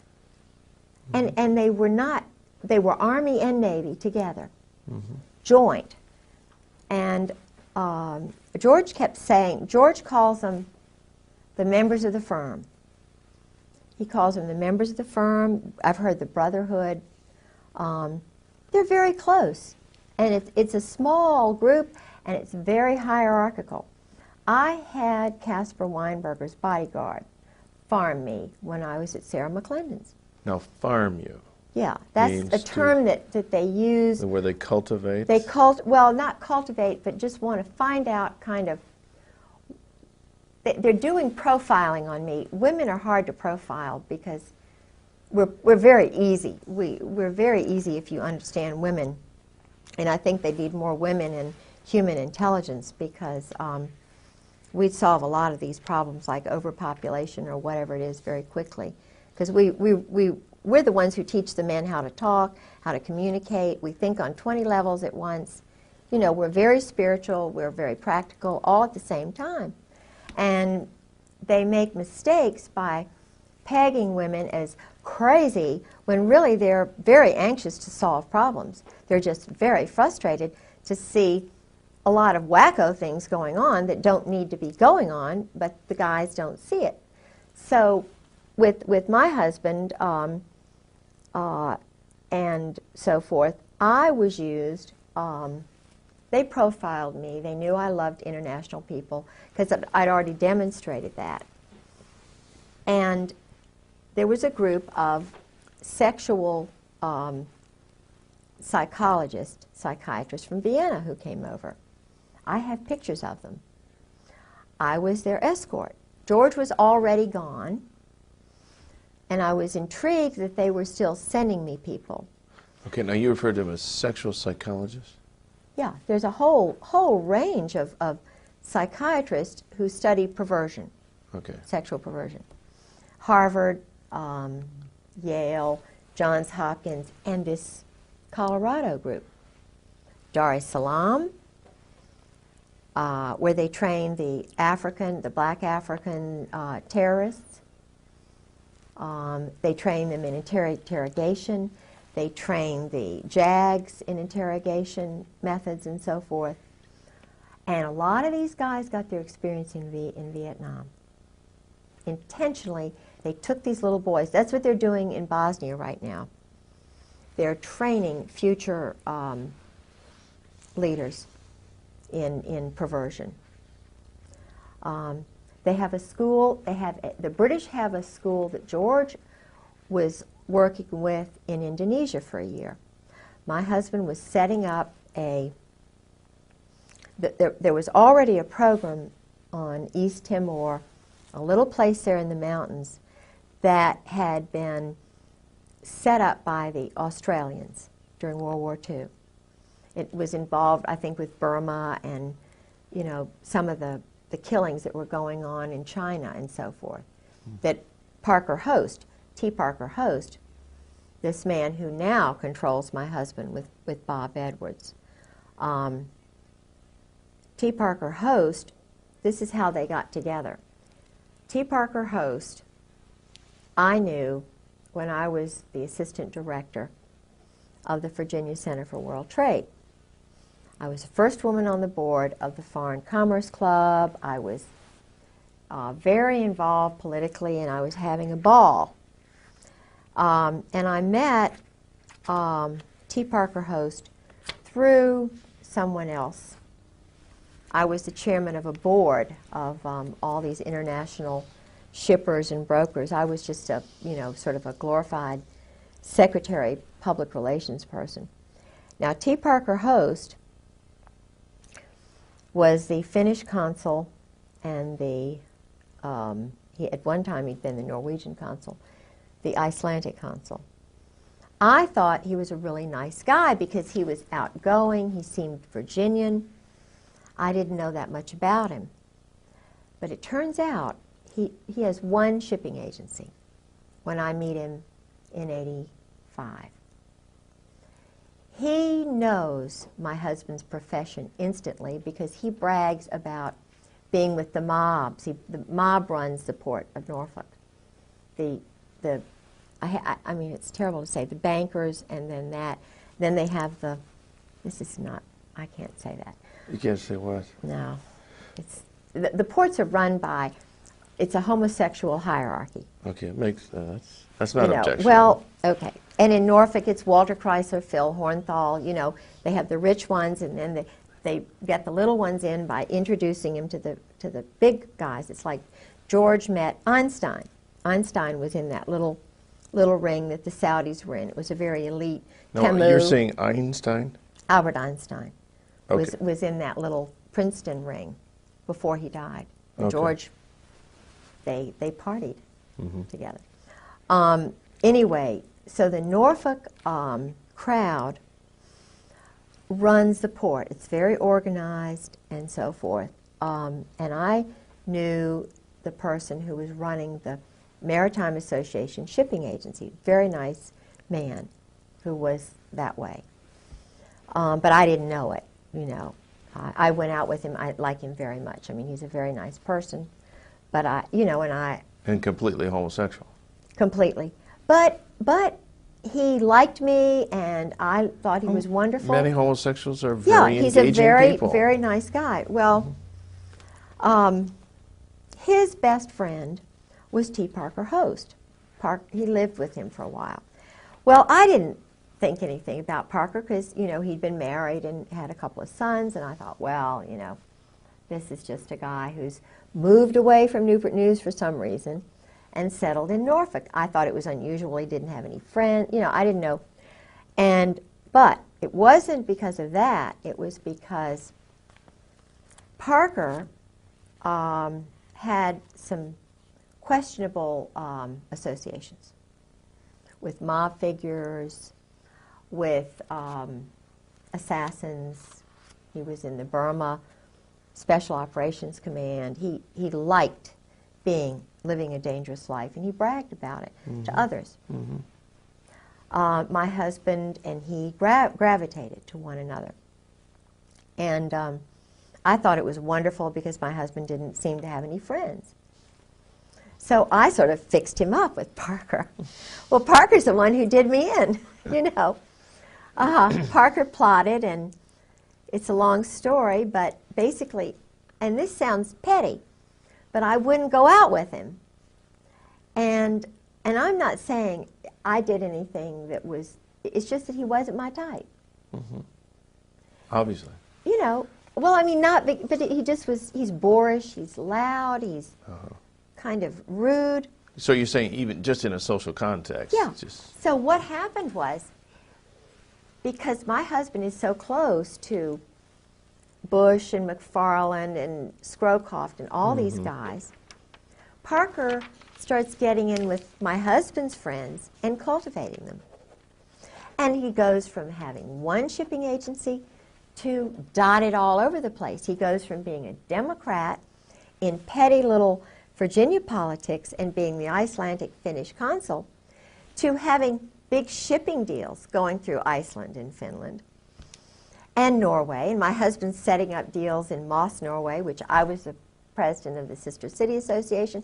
I was being used while they were setting up, shipment places, transshipment places.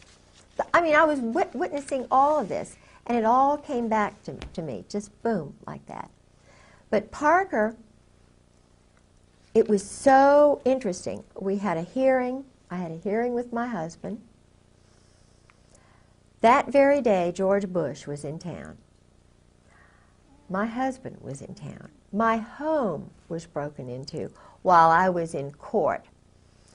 Very strategically, I was called by a Marine colonel named Jack, who is very involved with the maritime shipping business, and he knew that I know a lot about that. He called me and invited me as a guest of his to attend the George Bush huge banquet with John Warner while my house was being robbed. My car was sabotaged that day.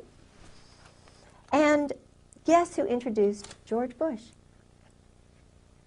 T. Parker Host. Now, he made it to the big time.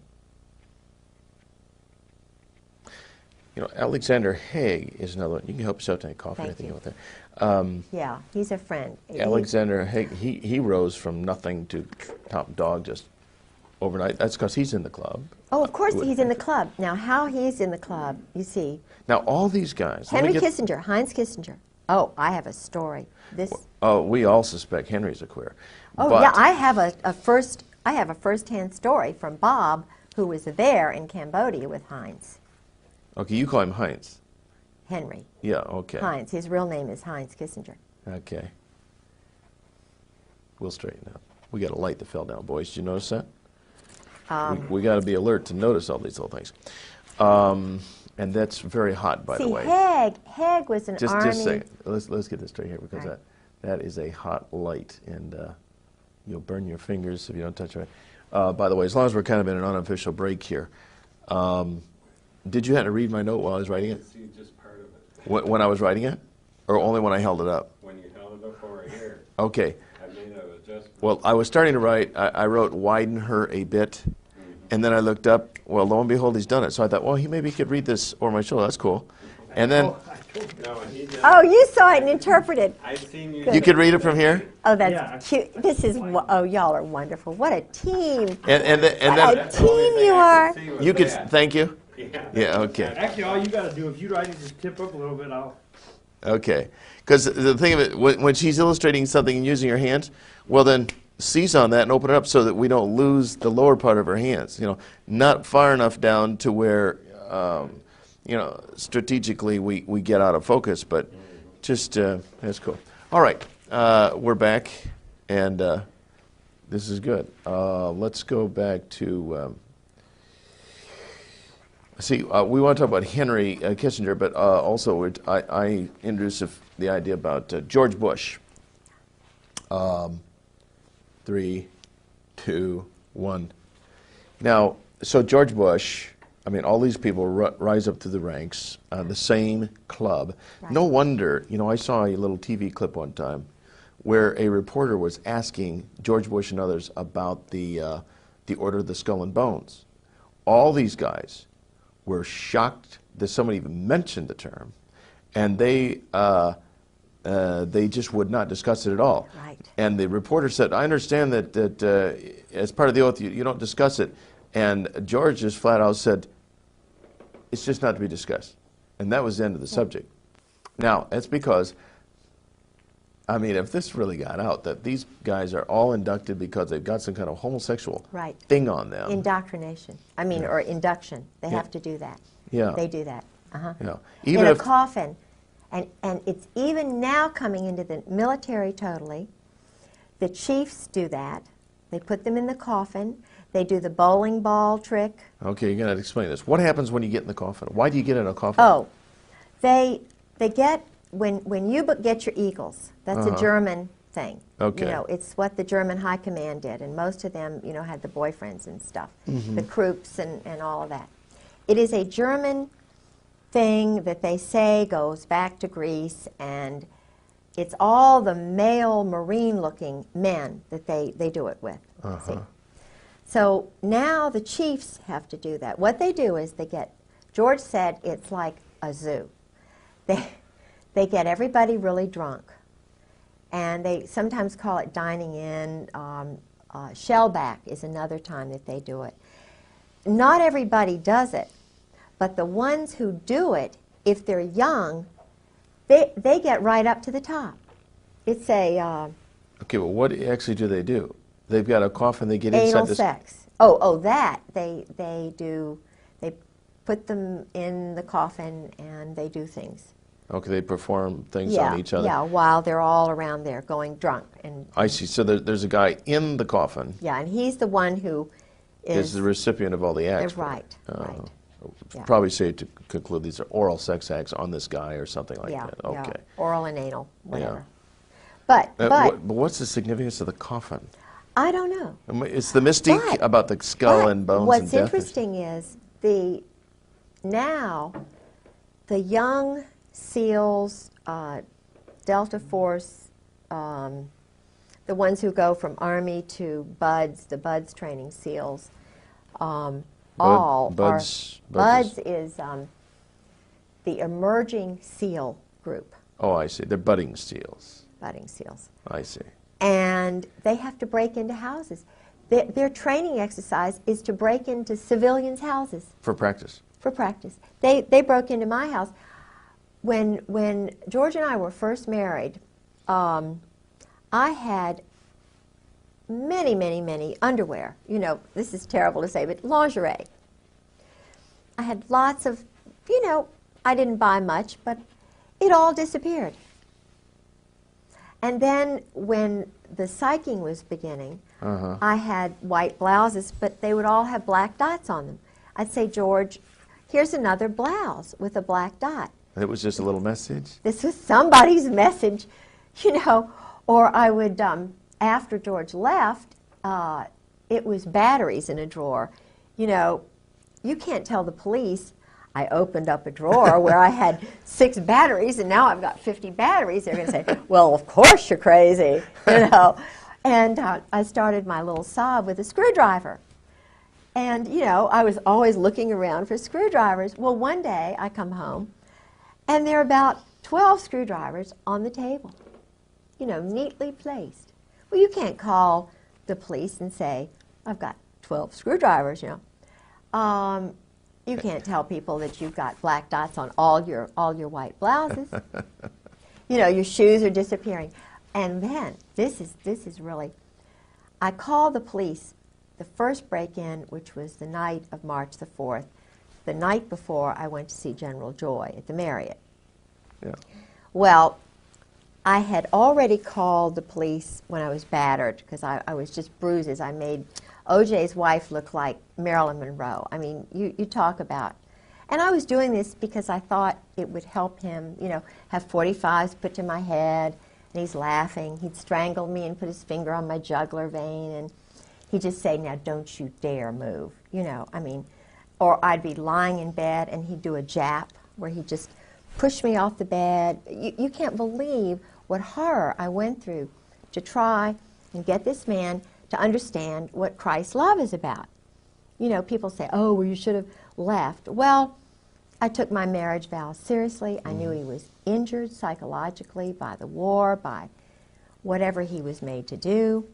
So, I'm fine. I just sacrificed a lot. I was in a big wrestling match with a crazy guy, But I still love the little boy within. He's very troubled.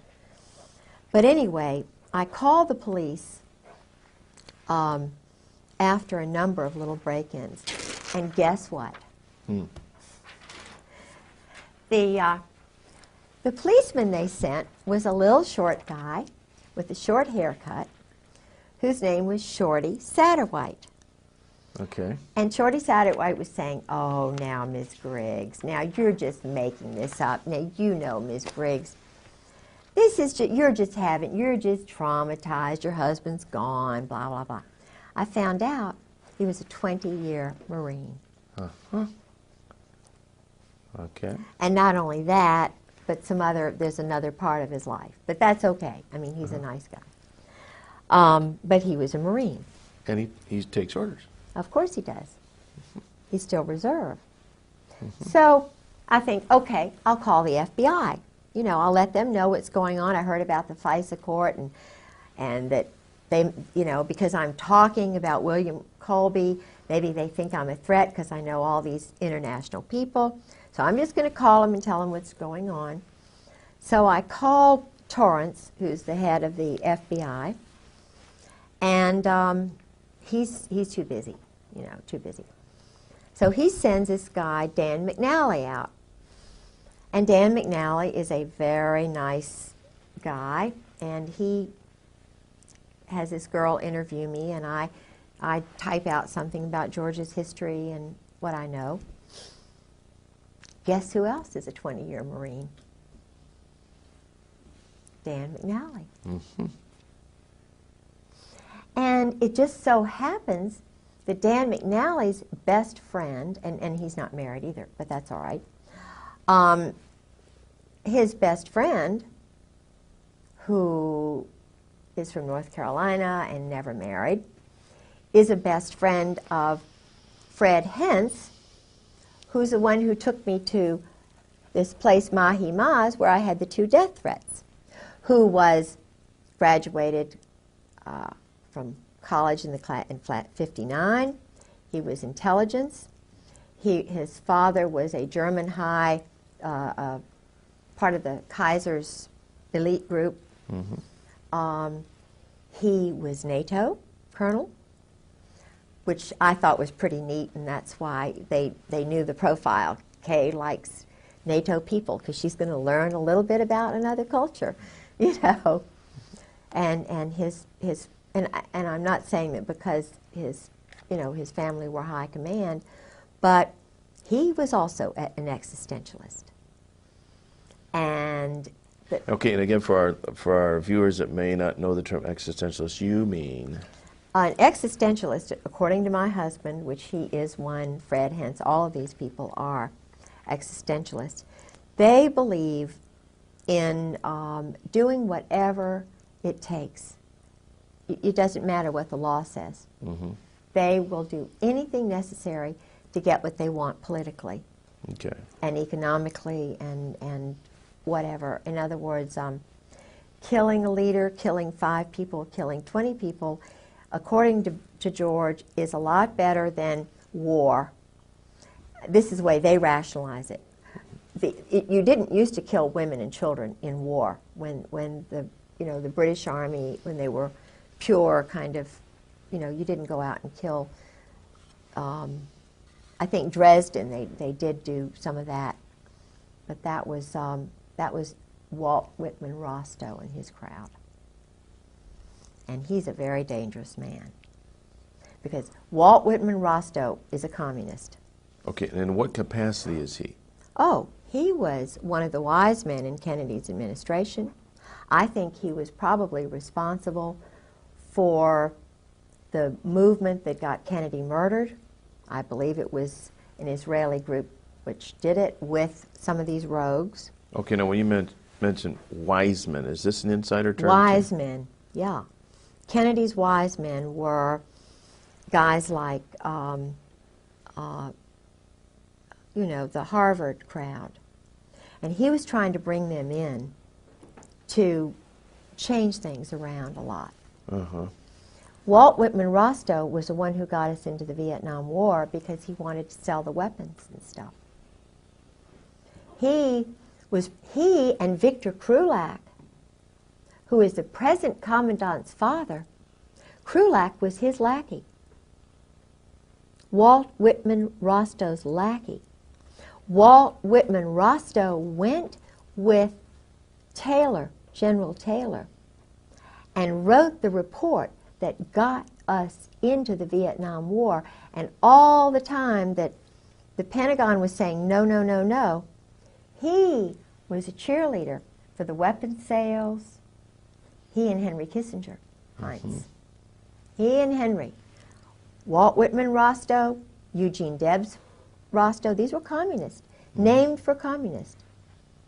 Eugene Debs Rostow and it's either his son or his other brother, runs the big Boston mob, the port there. His name is Nicholas Rostow. With the Weld, with William Weld, they've done all that drug business in Mexico for years.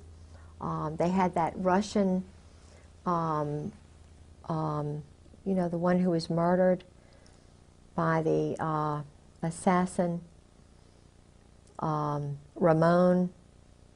He was a competitor, Stalin's competitor, and he escaped. Very famous Tolstoy. Okay. Mm-hmm. Tolstoy became a Christian at the end, and you can't become a Christian. That's a death warrant. So they killed Tolstoy because he was becoming too, I think, now I don't know the whole story. There's probably a lot more to it, and maybe I see completely the wrong picture there. But Tolstoy was murdered by this same Parisian, Spanish, Czechoslovakian, Georgian, Russian group, Okay. which are all part of the former Abwehr. All right. We've got to stop. Tolstoy is not the correct name. I know who you're talking about, but I can't think of it. Tolstoy is a writer. A what? He's a writer. He's a Russian writer. But the guy you're thinking of was murdered in Mexico. Yeah. It's not Tolstoy. Okay. What was his name? Nice little Jewish boy.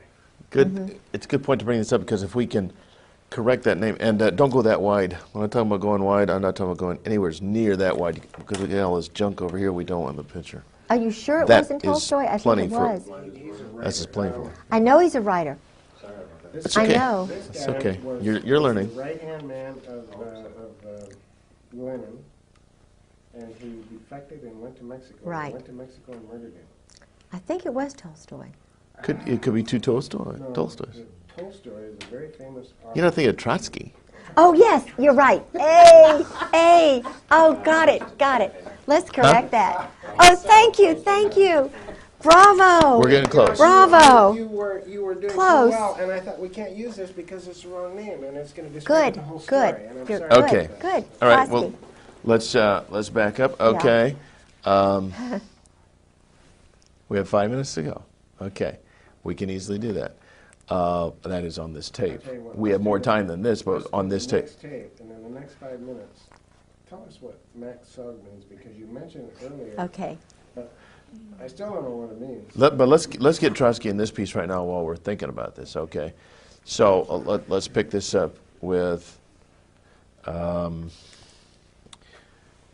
You were saying about. We were talking about the Wiseman. We were talking about the Rostos and. William Weld in Mexico and the involvement of the Mexican government. And it's not Tolstoy, it's Trotsky. Okay, hold on a second. Won't even necessarily mention that because that will be completely clipped and edited. So just go ahead and tell the whole story, but use the name Trotsky.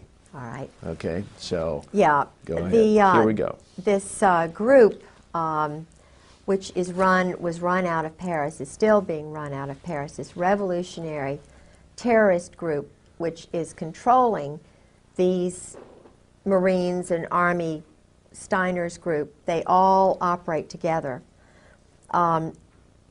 The man who started all of this program during Vietnam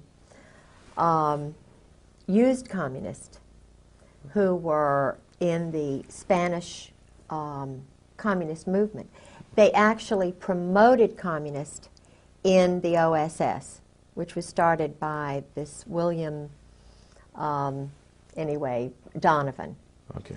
So they were promoting and using communists who were actually wanting to get rid of our form of government as a stepping stone to world domination. So this group now in the Army and in the Marine Corps has communists at the very top who are really, existentialist, which means they don't believe in God, they don't believe in Christ, they live for the moment, they believe in sort of one world which has no religions in it. Right. They're the ones who put Napoleon in power, they're the ones who put Oliver Cromwell in power, they're the ones probably who actually were behind the Roman Empire and maybe the Egyptian Empire. They put puppet people in power, and they actually run it from behind the scenes. Now, Trotsky, as I understand it, was escaped from Russia. He had become a Christian, I understand, and was working with agents in the United States, Israel. And he was considered a threat. So he had to be silenced, killed. There's an excellent book which I have called The Mind of an Assassin, which is about the background of Trotsky's assassin, a young man named Ramon, who was trained, he was Soviet paid, I think he had experience in Spain. They organized it in Paris, I believe. And of course, up to the present time, there have been assassins operating out of Rome, Milan in particular, Naples, and Paris. And these are all anarchists, all mob related. They use mob funding. And of course, drug money to pay for the weapons, which are brand new weapons. The Bosnia Bazaar, this is the reason we had the war in Bosnia. The war in Bosnia is simply a stage to train assassins, to be a market for brand new weapons, to be a marketplace so that the drug money can be used. And the Army runs the whole show. It's totally run by the Army. The CIA is a bogus thing. It's Training and Doctrine Command. It's NATO. It's SHAPE. Supreme Headquarters Allied Powers Europe, started by Eisenhower. It's a totally independent corporation. Its main function is to sell weapons and launder money. You're talking about CIA? No, No, I'm talking no. about SHAPE. SHAPE. Okay. CIA is kind of bogus. I mean, That's it's just there. a trade name for the media Oh, it's to to confuse use. us. It's just to get us off the track. It's all being done by Army people who are now joint, because the word joint comes from the group that brought over a lot, and a lot of good people came over, but they came over illegally to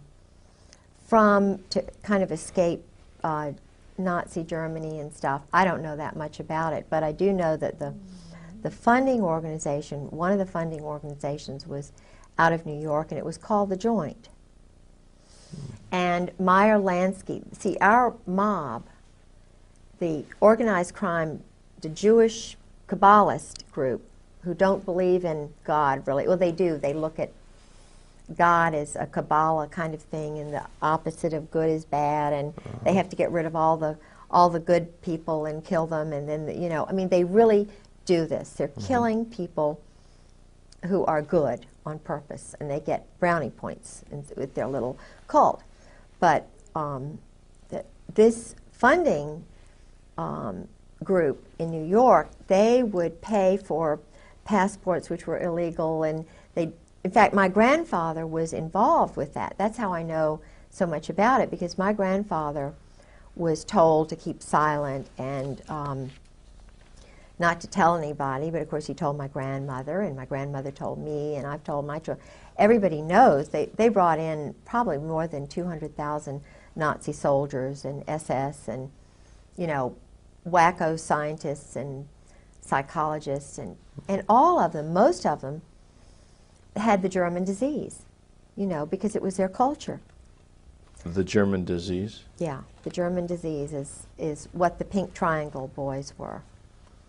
Colonel Ron Ray writes about this. He's a Marine colonel who's a Christian who's writing about the Cherry Marines, the homosexuality in the group sex orgies and so forth, which brought down the German government because Naples, which is where all of the Navy is doing their playing, I mean, today in Naples, these orgies are going on.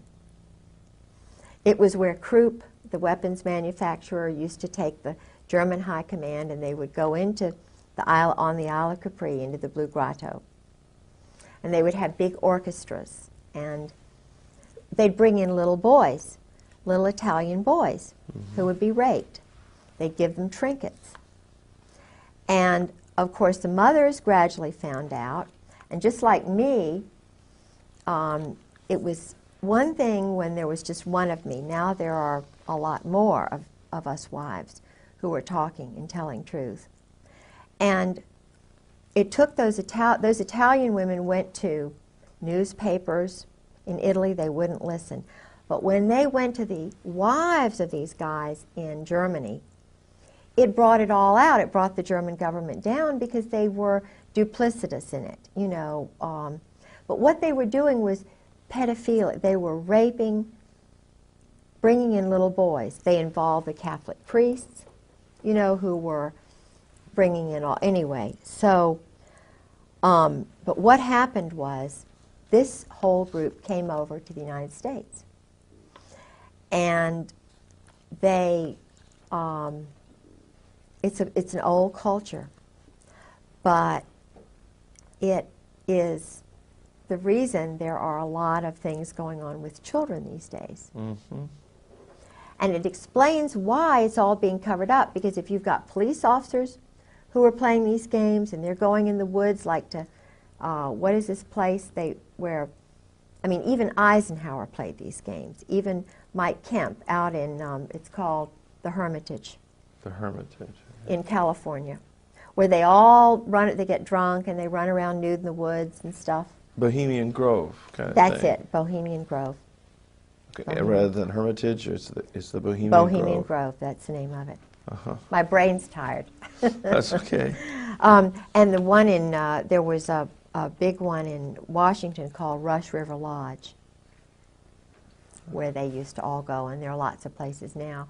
But the problem, as I see it, is that I think they're trying to destroy America and the basic Protestant Christian culture, because where you have a militaristic society, which is where the rules are only for those people, and keep in mind that Meyer Lansky and Luciano, Lucky Luciano, and the other man, they chose to go to Italy.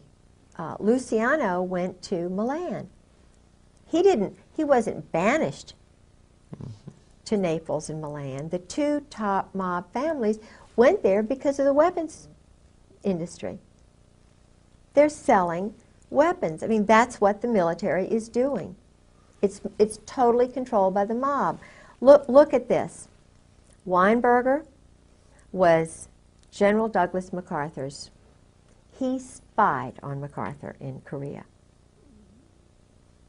Who was MacArthur's nemesis? Albatross. It was none other than little old intelligence. I'm going to tell every move you make. Weinberger. Young, but he did it. He brought down MacArthur. Every move MacArthur was going to make, he broadcast it through the chaplain, his little intelligence network. And he got brownie points with the group because he brought down the big lion. When you get rid of a big lion like that, you get a big job. You've done good work. And they needed to get rid of MacArthur because he didn't want to keep the wars going. He wanted it over, and you know, it's like General Trefay, who took over after the Vietnam War was over, and he was on C-SPAN in August of '96 with former Ambassador Whitehead and a few of the other the State Department Vietnam people. And General Trefay, he had been holding this in for years. He was on C-SPAN. This man let it all out. He said, I took over at the end of the Vietnam War. I was in control, right? Big general charge. So I say, cut off the shipment of weapons. So I tell the Pentagon, cut off the shipment of weapons. He said, I got a phone call from Henry Kissinger saying the weapons are going to continue at the wartime rate. Sure. Now, that's when all this stuff with China started. It started before then, because already the communist agents, the New York, Brooklyn, New Jersey mob, were already training Mao. Mao was trained in Paris. So was, the one in Cambodia. What's his name? I can't think of his name. The one who was Pol Pot. Yeah. They were homosexually, bless their little hearts, by priests. They were wonderful little boys sent there, turned, which is the word, when they believe their mothers, and then all of a sudden the world's horrible, and then they have these wonderful friends who are going to make them leaders. Yeah. They're turned psychologically, and it's a pattern. And so this is why it's so important to know what they are doing to innocent little boys in the Army and the Marine Corps today. Why? Why are they having them go together in groups and strip nude when they're brand new inductees? Mm-hmm. Why do they do certain things in public, in front of the group? And Well, they even do that during the pre-induction physical? Yes. I mean, and they also have the doctor. that's why I didn't want to go in the Army. I knew there was something. Yeah. But they also turn around the other way after doing that. The other way, and they're upside down. And they do this anally. Now, why do they do that in public? Why are the urinals all out in public, without separate stalls? Yeah. If they're not promoting this. And then why is it that the ones who are this way rise up faster than the ones who don't? Because there's someone there noticing Yeah, sure. those Sure. who are Vulnerable. vulnerable. I was going to say rising, but that wouldn't be quite They're appropriate. called rising stars. Rising stars. Rising, that's the word the State Department uses for those who are controlled. And when I was volunteering with the State Department as an escort in Virginia, I had this group called, I thought it up myself, VIVA, Virginia International Visitors Association. And I tried so hard to get to be a part of the State Department family. But I'm a Christian, see, I'm a Protestant Christian, and they don't want Christians in there. My goodness. I would have guests, and I would let them know I was a Christian and that I love them, and Virginia's a wonderful place. Yeah. But I couldn't be a part of that. No. They sent me people, but I never was a part of it, even though I had lots and lots of dignitaries. Did you ever have any contact with Madeleine Albright? No, I lived with Sarah McClendon for about 6 months. And Sarah is a Democrat. See, I was a Republican all these years. I was married for 21 years to a Democratic governor's grandson. It was an arranged marriage, and so I knew a lot of the high-level Democrats who were really sort of conservative. It's hard, you know, in Virginia, they're very conservative. So when I stayed with Sarah McClendon, I had become a Republican, you know. And Sarah told me a lot of the things that were going on in the White House from her insider perspective, which totally challenged my perspective on everything. You know, Ron Brown was murdered, for example. Sure. Vince Foster was murdered. Forstall was murdered. Tell you what, we're gonna break right here. Okay. Because we're just about out of tape, I think, on this in here.